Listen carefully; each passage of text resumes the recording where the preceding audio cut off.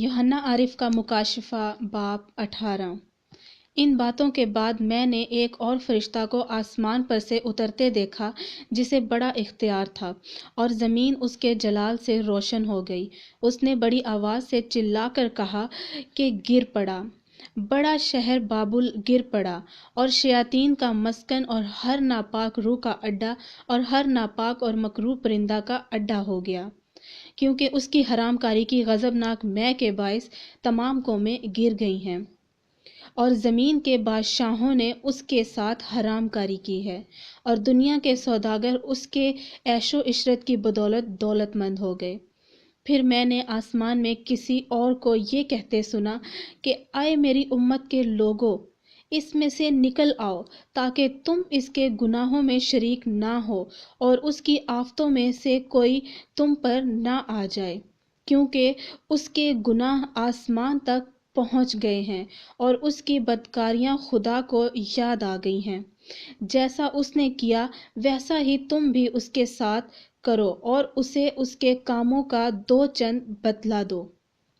جس قدر اس نے پیالہ بھرا تم اس کے لیے دگنا بھر دو، جس قدر اس نے اپنے آپ کو شاندار بنایا اور عیاشی کی تھی، اسی قدر اس کو عذاب اور غم میں ڈال دو، کیونکہ وہ اپنے دل میں کہتی ہے کہ میں ملکہ ہو بیٹھی ہوں،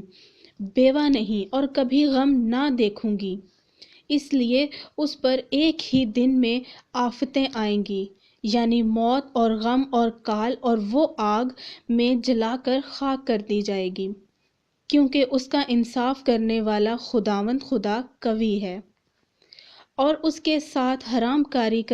کاری اور عیاشی کرنے والے زمین کے بادشاہ جب اس کے جلنے کا دھواں دیکھیں گے تو اس کے لیے روئیں گے اور چھاتی پیٹیں گے، اور اس کے عذاب کے ڈر سے دور کھڑے ہوئے کہیں گے، آئے بڑے شہر، آئے بابل، آئے مضبوط شہر، افسوس افسوس،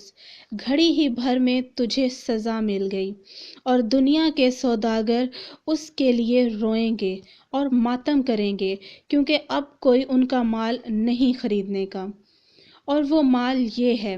سونا، چاندی، جواہر، موتی اور مہین کتانی اور ارغوانی اور ریشمی اور کرمزی کپڑے اور ہر طرح کی خوشبودار لکڑیاں اور ہاتھی دانت کی طرح طرح کی چیزیں اور نہایت بیش قیمت لکڑی اور پیتل اور لوہے اور سنگ مرمر کی طرح طرح کی چیزیں،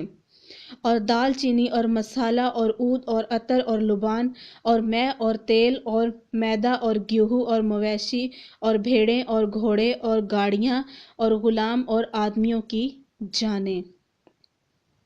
اب تیرے دل پسند میوے تیرے پاس سے دور ہو گئے، اور سب لذیذ اور تحفہ چیزیں تجھ سے جاتی رہیں، اب وہ ہرگز ہاتھ نہ آئیں گی۔ ان چیزوں کے سوداگر جو اس کے سبب سے مالدار بن گئے تھے، اس کے عذاب کے خوف سے دور کھڑے ہوئے روئیں گے اور غم کریں گے اور کہیں گے، افسوس افسوس، وہ بڑا شہر جو مہین کتانی اور ارغوانی اور کرمزی کپڑے پہنے ہوئے اور سونے اور جواہر اور موتیوں سے آراستہ تھا، گھڑی ہی بھر میں اس کی اتنی بڑی دولت برباد ہو گئی۔ اور سب ناخدا اور جہاز کے سب مسافر اور ملحہ اور جتنے سمندر کا کام کرتے ہیں، سب اس کے جلنے کا دھواں دیکھیں گے تو دور کھڑے ہوئے چلائیں گے اور کہیں گے، کون سا شہر اس بڑے شہر کی مانند ہے؟ اور اپنے سروں پر خاک ڈالیں گے اور روتے ہوئے اور ماتم کرتے ہوئے چلا چلا کر کہیں گے، افسوس افسوس، وہ بڑا شہر جس کی دولت سے سمندر کے سب جہاز والے دولت مند ہو گئے، گھڑی ہی بھر میں اجڑ گیا۔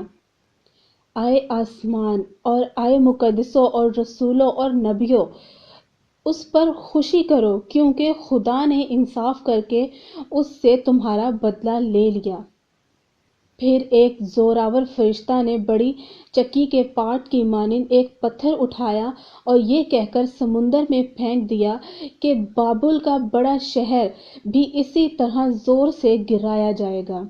اور پھر کبھی اس کا پتہ نہ ملے گا۔ اور بربط نوازوں اور مطربوں اور بانسری بجانے والوں اور नरसिंगा फूंकने वालों की आवाज़ फिर कभी तुझ में ना सुनाई देगी, और किसी पेशा का कारागिर तुझ में फिर कभी पाया ना जाएगा, और चक्की की आवाज़ तुझ में फिर कभी ना सुनाई देगी, और चिराग की रोशनी तुझ में फिर कभी ना चमकेगी, और तुझ में दूल्हे और दुल्हन की आवाज़ फिर कभी ना सुनाई देगी, क्योंकि तेरे सौदागर ज़मीन के अमीर थे, और तेरी जादूगरी से सब कौमें गुमराह हो गई, और नबियों और मुकद्दसों और ज़मीन के और सब मकतूलों का खून उसमें पाया गया।